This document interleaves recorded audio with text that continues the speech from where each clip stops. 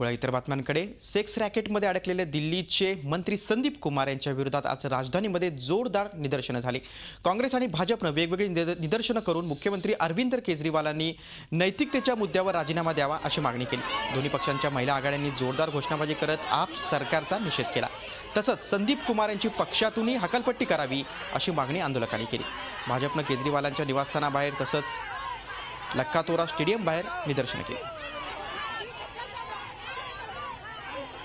अरविंद केजरीवाल अपने लोगों को, गलत लोगों को तब तक बचाते हैं जब तक वो एक्सपोज नहीं होते, और जब एक्सपोज हो जाते हैं तो वो खुद की पीठ थपथपाते हैं कि मैंने एक्शन ले लिया, जबकि असली चाल चरित्र और चेहरा आप पार्टी का जनता के सामने आ चुका है.